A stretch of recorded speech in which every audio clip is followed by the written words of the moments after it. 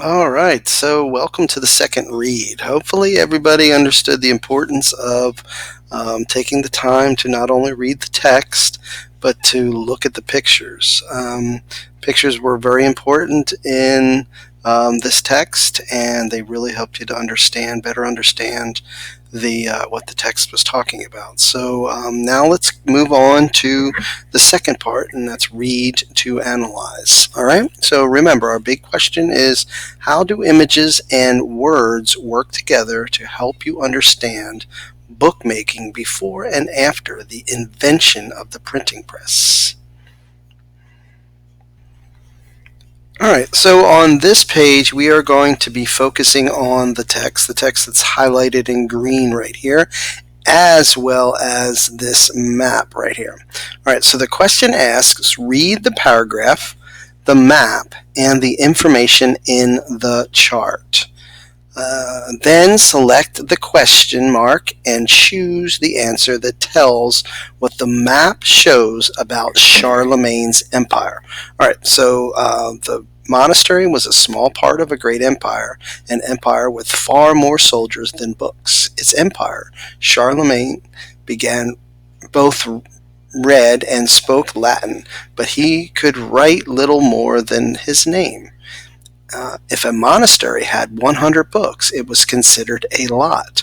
The books were so valuable they were chained to their shelves.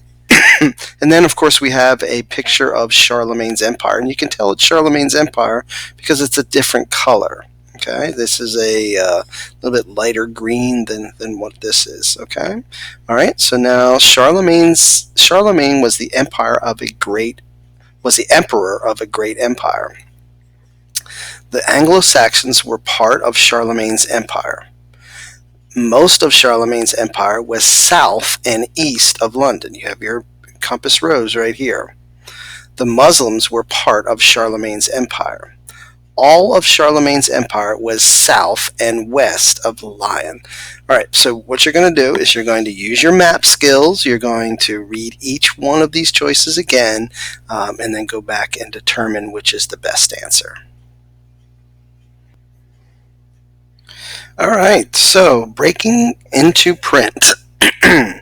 Let's go ahead and click on our friend here. Select the highlighted sentence that best describes the monk's job as shown in the left part of the illustration. All right, so best describes the monk's job as shown in the left part of the illustration. All right, so left part of the illustration, monks. All right, you're reading about it, you're looking at the picture. The hint tells us to remember that a job is different than an activity. For example, a woman who works as a painter might mix paints to make a new color, but that is not her job. Her job is to paint pictures. What is the monk's job? So you're looking at the picture, so getting an idea of what the monk's job is, and then you're using the text to verify, I guess what you could say, what his job is. Okay? All right, so now we're going to focus on the caption. It says, what does the caption help you understand about the illustration? Remember, a caption is right in this area right here. So the caption says, books could easily catch fire from candles, so monks worked only in natural light. All right, so reread the caption, read all of your choices, and select the best answer. All right, so this one we're going to be focusing on the map, and we're going to be focusing on Charlemagne's empire, which of course is this light green area right here. So we're looking for a city, one of these four cities that is on that map and in that light green area. So click on our hint. The map shows the lands that were part of Charlemagne's empire. It uses color, borders, and labels to do this. The label Charlemagne's empire is set on a green background. Rivers are blue lines, and cities are white circles. So we're looking for one of these four cities that is inside this green area. So go ahead and look at it and find it and make your selection. All right, good work. Moving right along. Word scribes. Use context clues to figure out the meaning. All right, so the word scribes. Okay, so think about that word, scribes. Kind of think of a word that you might know, something that you did before you learned how to write. If somebody put a crown or a pencil in your hand, you scribbled maybe. So that's very similar to the word scribes. So use that and then use your context clues, and of course click on our hint button. The word scribes comes from the same root as the word script. Think about when you might read a script. Those of us at Stevenson, we're fairly familiar with the word script. How does that help you to understand the meaning of the word? All right, so go ahead and review your choices and make your selection. How does the caption help you understand what is happening in the illustration? All right, so first thing you want to do here is you want to look at the image, okay? You want to look at the image, try to get an idea what this gentleman is doing, and then you read the caption. A Chinese printer arranges small clay tablets into words, and he puts ink on the tablets. He rubs paper over them to make a print. All right, so that is telling you specifically what he's doing.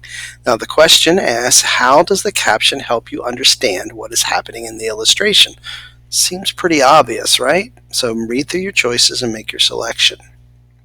All right, so now this question is asking about a sidebar. What does the sidebar tell you about Gutenberg? Remember, the sidebar is something that is not included in the text. It's kind of off to the side. It says it was very expensive for Gutenberg to conduct his experiments. He was always borrowing money for supplies and to give himself more time to work. Okay, so that's the sidebar. Click on your hint. A caption tells about a photograph or illustration on the page, but a sidebar gives extra information. What block of text is set apart from the main part of the text on this page? All right, so now it's pretty obvious. Now that you've read the sidebar, think about Gutenberg, how it describes Gutenberg, okay? And then answer the question. What information can you find in the sidebar? All right, again, we're focusing on another sidebar. The sidebar is right down here. Gutenberg cast 290 different letters, numbers, punctuation marks, and other symbols in preparation for printing his book. All right, click on our hint here. Remember that a sidebar is set apart from the rest of the text and gives extra information about a topic. All right, so now we've read the sidebar, we've clicked on our hint, now we can make our choice. All right, so now we've got another question about a vocabulary word. What is the meaning of the word obstacles? Use context clues to figure out the meaning. Although he had a simpler alphabet than the Chinese or Koreans, he still faced many obstacles. There was no room for a sloppy or careless design. So as you're reading through that, you should get an idea of what an obstacle is, something that needs to be overcome maybe, or something, a problem maybe. All right, so let's click on the hint. When you are looking for context clues to find the meaning of a word, you might find a synonym, a word that means the same or different, an antonym, a word that means the opposite, or examples. All right, so and then another thing that you can do is you can take each of these words and replace it in place of the word and see if it makes sense. Okay, so you can do that with each of these and see whether the sentence still makes sense. All right, so go ahead and make your selection. All right, so this question is asking us to focus on the letters, okay? It says, what does the photograph show about the letters used for printing? Now, as you focus on here, don't forget to read the caption.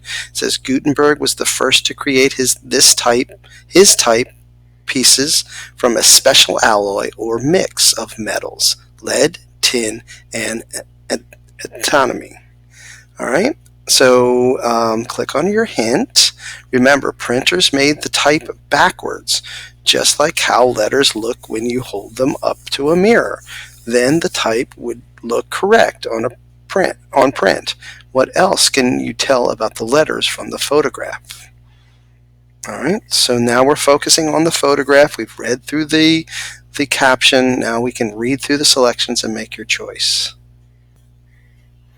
All right, moving right along. On the chart. Choose the answer that tells what the illustration helps you understand about the printing press. All right, so now that we have two columns here, we have what the text shows and what the illustration shows, okay? So go back, make sure to read through your text, read all the way through the text, focus on the picture, okay? And then identify what the illustration shows. So it's saying one thing the picture shows is two people can use a printing press at the same time. So you have two people over here, and they're using the printing press at the same time. A printing press has a large screw. So you're looking over here, and you can see right here, and you can even see it over here, a large screw that they can turn. All right, it shows that. And then you want to click on here and then read through these four choices, looking closely at the picture, all right? And then make your selection, okay? All right, ladies and gentlemen, great work. Very good. And so now it's time to go back and focus on the read to write. Great job, guys.